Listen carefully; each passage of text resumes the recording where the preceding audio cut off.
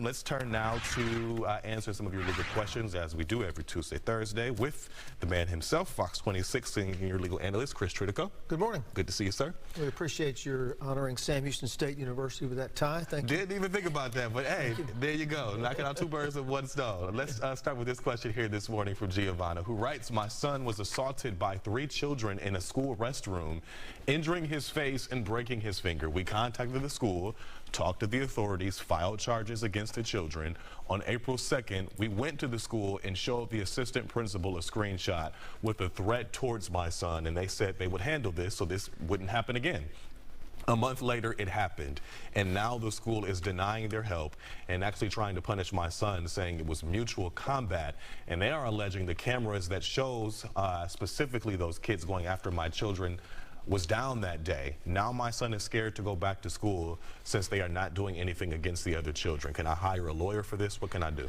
Well, you can hire a lawyer to help you with this, and there are policies at the district that you can avail yourself to. There's a bullying policy at every school district that you can use, and they also have a parent/student grievance policy, and you can file that grievance on behalf of yourself and your student and your son, and file a grievance at the district level to get some relief.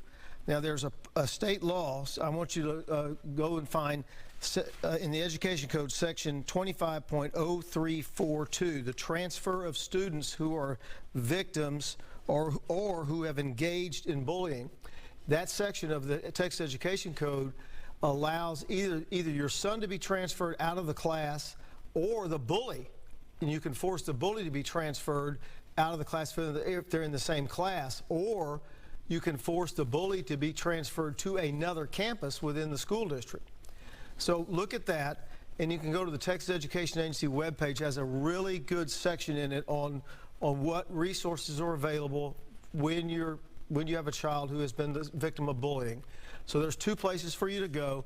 Yes, you can hire a lawyer to help you, or you can file that grievance yourself. If you're going to do the grievance, I suggest you get a lawyer to help you with it, because they'll have a lawyer to do it for the district. So that's where you need to go to look at it, though. Good luck. All right, let's go to our next question from a viewer. We don't have this viewer's name, who writes, though, my apartment complex has thrown out over $25,000 worth of items and deceased family items that I can never get back. My garage was paid and current when they threw out the items. They offered me $5,000, but I have lost way more than that. They have admitted to the police that they accidentally threw it out due to a clerical error when I called the police to the leasing office. I need recommendations on which way to go, and I'm not trying to file in small claims court. Okay, well, first, I wonder if you happen to have renter's insurance. If you do, make a claim on that. That's just like homeowners policy, and they will pay that claim for you and probably cover all of it if you have proof of what you had. If you don't have renter's insurance, then you're going to need to contact the lawyer of your choice to file suit on this. Now, I know you said you don't want to file in small claims court, because you probably knew that's what I was going to say. Getting a lawyer on a $25,000 claim is going to be hard, because there's not enough damages for a lawyer to take it on a contingent fee and get you back to where you need to be. And so you're going to have to pay a lawyer out of pocket to take a case this small. Small claims court is probably where you really need to be.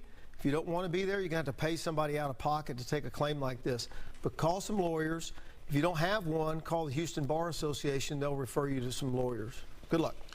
Our final question this morning comes from Gisela, who writes, I'm getting a divorce in New Mexico. We had the court date last year in November. My lawyer is putting off my paperwork so I can get all of my money. All my staff I spoke to at the bar in New Mexico have told me there is nothing there. I don't have the money to get a new lawyer. What can I do next? My lawyer is not helping me at all. Okay. I don't practice law in the state of New Mexico, so I don't know what their law is, but this lawyer is dropping the ball here. You're going to need to get in touch with the local bar, not the state bar, the local bar association in whatever city this is in New Mexico, and get some referrals for some new lawyers, and hire yourself another lawyer and get this thing moving. That's really all you can do. And if the lawyer you hired isn't doing it, you're going to have to get somebody else to help you. A lawyer in Texas is not going to be able to do this in New Mexico. So call the local bar association, tell them what's going on, see if you can find somebody who will help you at a reduced rate or a lower rate than what you already paid, and get your divorce handled. A lawyer in Houston just isn't going to be able to practice law in Mexico. We don't have reciprocity with New Mexico, so you're probably going to have a hard time finding somebody in Houston who can practice law in New Mexico. Good luck. All right, Chris, we always appreciate you, sir. You bet. And if you want to send us your legal questions, just head to our website, fox26houston.com. You can find Chris's segments under the Morning News tab, and for any specific info and advice, contact an attorney of your choice.